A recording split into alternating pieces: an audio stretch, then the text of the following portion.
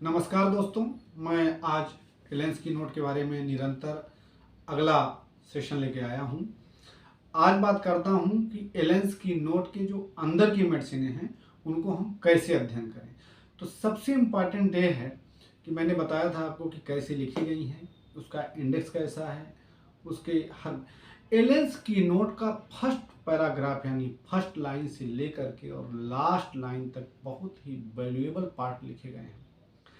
पहला जब आप देखते हैं, आप ये नहीं कह सकते हैं कि फर्स्ट लाइन इम्पॉर्टेंट है और लास्ट लाइन इम्पॉर्टेंट नहीं है, या बीच की लाइनें इम्पॉर्टेंट हैं शुरू की नहीं। पहले लाइन से ही सिलेक्शन की बहुत सारी चीज़ें वो दे देते हैं। सबसे ज़्यादा दवाओं में उन्होंने पहला नंबर तो उन्होंने मैक्सिमली पॉलीक्रिस्टल औषधियों को डिस्क्राइब किया है। दूसरी सबसे बड़ी बात है कि जो मैक्सिमम मेडिसिनें हैं उनको वो कॉन्स्टिट्यूशन, डायथेसिस और टेम्परामेंट के अकॉर्डिंग उनके पहले और दूसरे पैरा में कवर हो रही हैं। उसमें वो कंपैरिजन भी समझा रहे हैं, ऐसा बिल्कुल नहीं कि उसका कंपैरिजन वो नहीं समझा रहे हैं। फॉर एग्जाम्पल के लिए आपको मैं कुछ मेडिसिन के नाम बोल रहा हूँ। आप देखेंगे यहाँ पर SCLN ऐसी बात बोल रहे हैं कि आप मरीज की एंट्री होते ही एक आपका बहुत बड़ा हिस्सा कवर कर लेती हैं। For example nux vomica, natrum mur, phosphorus, silicea, ignatia, belladonna, alumina, इन दवाओं के वो लैकेसिस, प्लेटिनम मेट, इन दवाओं के वो कॉन्स्टिट्यूशन लिखते हैं। इन दवाओं का कॉन्स्टिट्यूशन डिस्क्राइब करते हैं कि इनकी बनावट, इनके बाल, हेयर या कहाँ पर ज़्यादा काम कर रही हैं। हम एक छोटा सा एग्जाम्पल आपको लेके चलते हैं। फॉर एग्जाम्पल के लिए प्लेटिनम मेट, प्लेटिनम मेडिसिन है। आप देखिए उसमें लिख क्या, पहली लाइन में लिख रहे हैं प्लेटिनम मेट के अंदर में जब आप जाते हैं तो सबसे पहले लिख रहे हैं कि adapted to women, dark hair, rigid fibre, thin of a sanguine temperament who suffer from to early and to profuse menses। First line में किस उसका टेम्परामेंट समझा रहे हैं। टेम्परामेंट नक्स वोमिका का देखेंगे तो 3 पैरा उसका टेम्परामेंट, उसका बनावट, उसका हाव भाव ही समझाते चले जा रहे हैं। Adapted to thin, irritable, careful, jealous person with dark hair और बिलियस और sanguine टेम्परामेंट। देखिए यहाँ पर जो अच्छा होम्योपैथ होगा वो एक एक शब्द को डिक्शनरी में जाके for the bilious temperament, for the sanguine temperament, जो टेम्परामेंट है उनको अच्छे से कोशिश करेंगे समझने की। Diathesis, rheumatic and gouty diathesis, lymphatic diathesis, glandular diathesis, psoric diathesis एक जगह डाला, हम उनको डिस्क्राइब करते हैं कि क्या है। Then constitution, carbonitrogen constitution, oxygenoid constitution and hydrogenoid constitution. मैंने पिछले ही पैरा में एक बात बोली थी, आप देखेंगे एंटिमटाट खोलें, थूजा खोलें, आप नेट्रम सल्फ खोलें, यहाँ पर आपको मिल रहा है हाइड्रोजनाइड कॉन्स्टिट्यूशन। अब आप जब ग्रावोगल का कॉन्स्टिट्यूशन पढ़ेंगे या पुराने लिटरेचर पढ़ेंगे तो आपको क्लियर होगा कि हाइड्रोजनाइड कॉन्स्टिट्यूशन का साइकोटिक से क्या रिश्ता है। तो जब आप हाइड्रोजनाइड कॉन्स्टिट्यूशन वाइज जाते हैं तो आप एंटिमटाट में देखेंगे तो एंटिमटाट की पहली लाइन में लिख रहा है कि adapted to torpid phlegmatic person, the hydrogenoid constitution, आप ब्रैकेट में ग्रावोगल का नाम लिखा। अब जाके ग्रावोगल का कॉन्स्टिट्यूशन आप पढ़ सकते हैं। आगे आप जाते हैं, यानी किसी भी मेडिसिन का डॉक्टर SCLN कॉन्स्टिट्यूशन को सबसे ज़्यादा दर्जा दिए।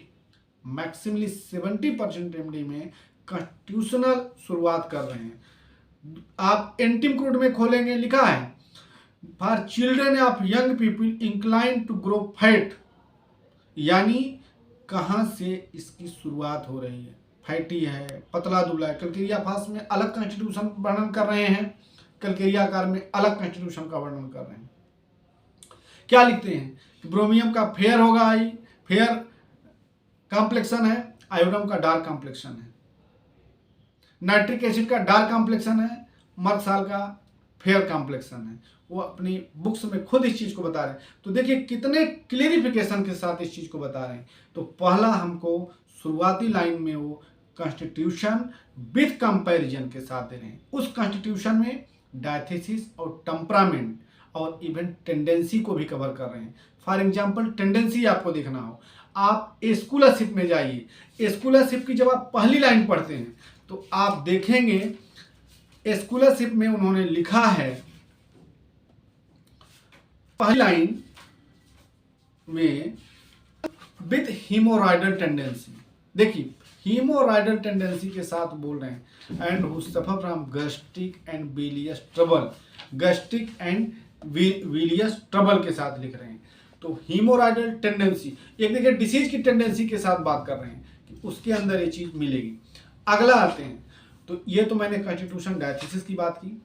कहीं कहीं पर डॉक्टर एस.सी. एलन काजेशन को बहुत वैल्यू देते हैं।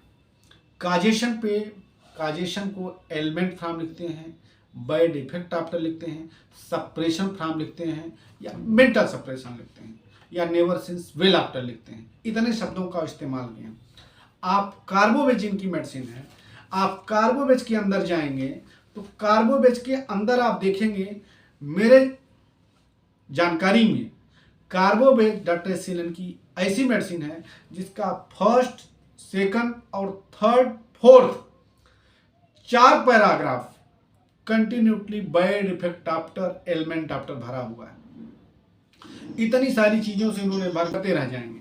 फॉर बैड इफेक्ट आफ्टर रिवाज typhoid, never since belt after measles, death from element from quinine, specially from suppressed intermittent fever, abuse of mercury, salt meat, spoiled meat, meat और fats from getting overheated like एंटीम्प्रूव, है ना।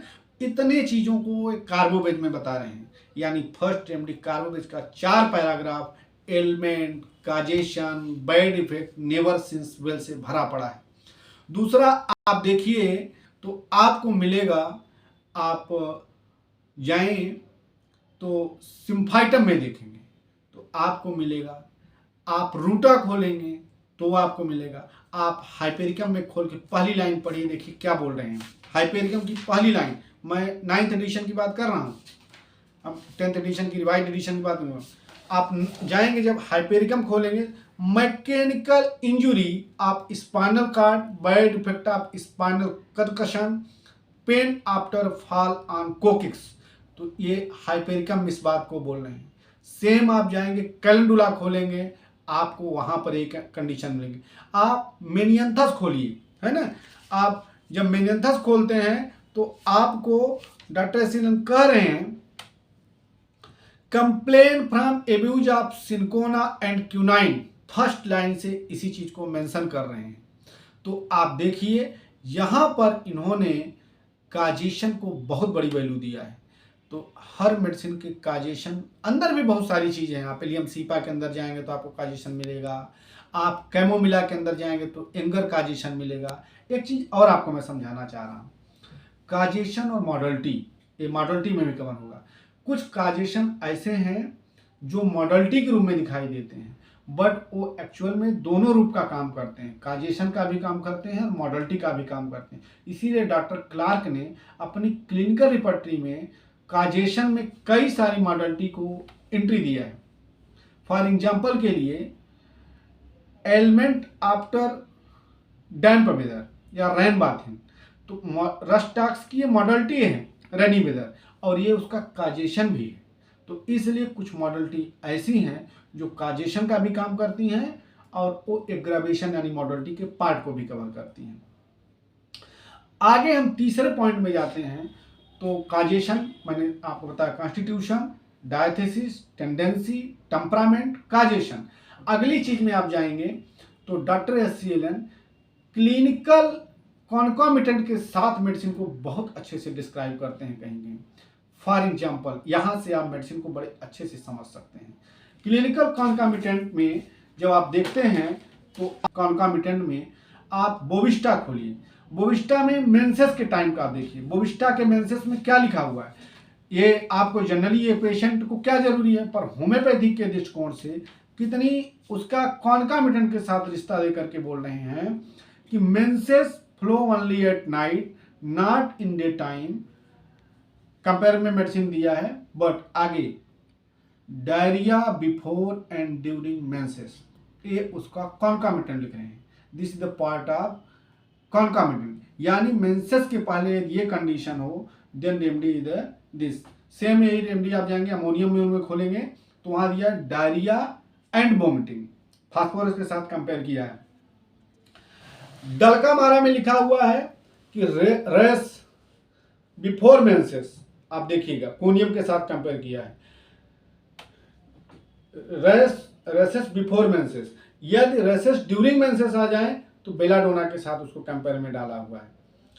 अब एक और कॉन्कामिटेंट लिखें, कुछ मेडिसिन को उन्होंने उस सिम्टम्स को इतनी वैल्यूएबल पॉइंट में दे दिया, उसका वो कॉन्कामिटेंट आगे पीछे मिले, आप उसको प्रिस्क्राइब कर सकते हैं। फॉर एग्जांपल ईपीकाक में जब आप ईपीकाक पढ़ते हैं तो ईपीकाक के पहले सेक्शन में जब आप जाएंगे तो सेकंड पैराग्राफ में एक लाइन छोड़ रहे हैं कि in all disease with constant and continual Nazia, बीमारी कुछ भी हो, यदि पेशेंट को कांस्टेंट एंड कंटिन्यू नाजिया लग रहा है तो आप इस सिम्टम्स को एज पेशेंट का सिम्टम समझकर और ईपीकाक की हायर जीनस आप समझकर पेशेंट को प्रिस्क्राइब करेंगे, बिल्कुल आराम मिलेगा।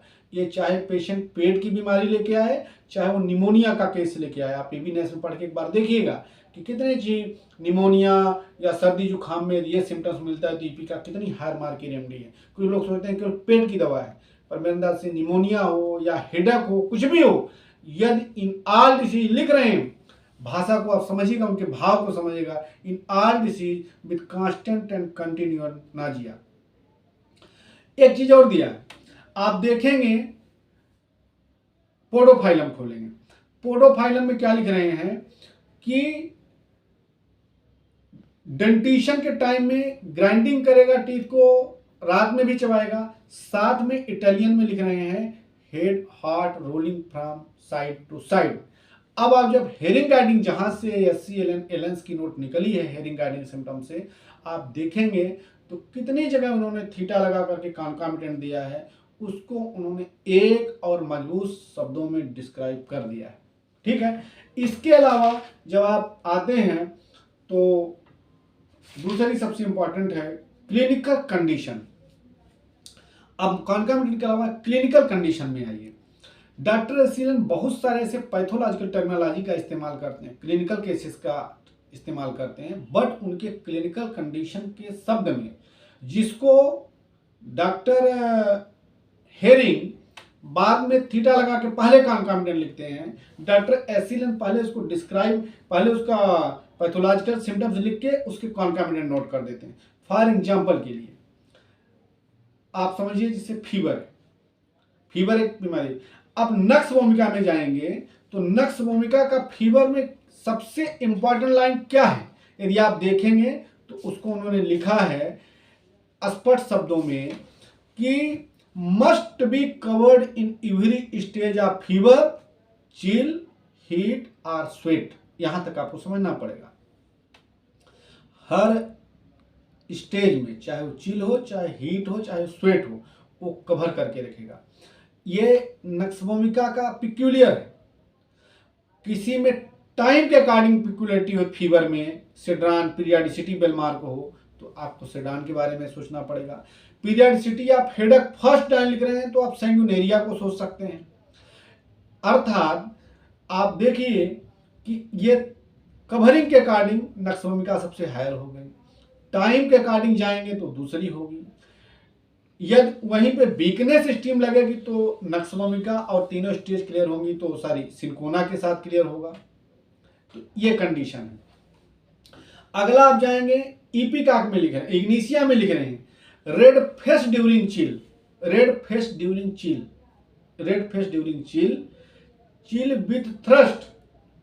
और जब हीट के स्टेज में आएगा तो उसको प्यास नहीं लगेगी जो सबको लगती थी, पार्ट ऑफ इग्निशिया। पोडोफाइलम में क्या लिखा है, great lassitude during chill and heat. वो बहुत ज्यादा बोलेगा। देखिए बड़बड़ाना एक अलग चीज हो गई, बड़बड़ा रहा है पेशेंट तो डिलीरियम की कंडीशन हो गई, या बेलाडोना, हायोसामा, सिस्टामोनियम जैसी दवाई सोचेंगे, बट वो लैक्वासिटी लिख रहे हैं, कहीं डिलीरियम वर्ड का इस्तेमाल नहीं किया है अपोडोफाइलम में। तो कुछ भी थोड़ा सा कुछ दे दो, या कोई आ गया है, कौन आया है, मतलब बातें वो ज़्यादा करने लगेगा।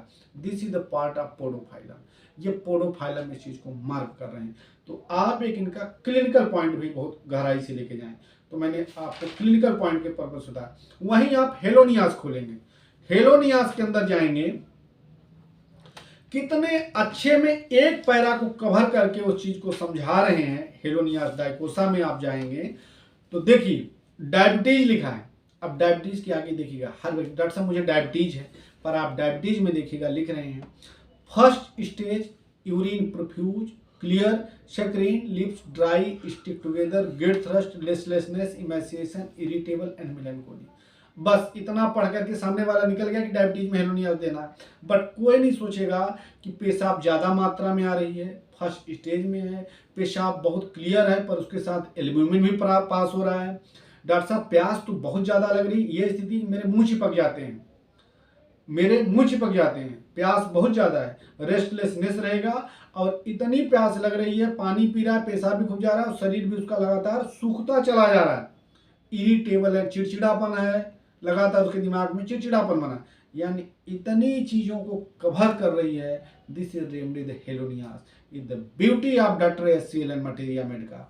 फॉर एग्जाम्पल नेक्स्ट में आप देखेंगे अर्निका मोन्टाना। अर्निका मोन्टाना के हर केसेस में आप देखेंगे, एक छोटा सा एग्जांपल लेके आपको मैं बता रहा हूं। अर्निका मोन्टाना में आप देखेंगे पैरालिसिस, ब्रैकेट में लिखा है लेफ्ट साइड, बट ऐसे केस में आप जाएंगे तो पाएंगे क्या, यानी यहाँ पर आपको ऑब्जर्वेशन करेगा, पेशेंट नहीं बोलेगा, अटेंडर नहीं बोलेगा, यानी ये डॉक्टर की ड्यूटी हो जाती है। पल्स चेक करोगे तो फुल मिलेगी, स्ट्रांग मिलेगी, स्टोटर मिलेगी, शाइन करेगा, मटरिंग करेगा, एक्सर जैसा वो करता है, बड़बड़ाता रहेगा, लगातार आहें भरेगा, सांसें भरेगा, और पल्स फुल और स्ट्रांग मिलेगी, और लेफ्ट साइड की पैरालिसिस मिलेगी। This is the part of paralysis कि केस में उन्होंने इस चीज़ को समझाया है। ऐसे आप देखेंगे आपको आगे हेलोनियास के अलावा अब अगला एक्सपेक्टेशन है, हम आपको कई और व्यू से इस चीज़ को कवर करने का प्रयास करेंगे। धन्यवाद।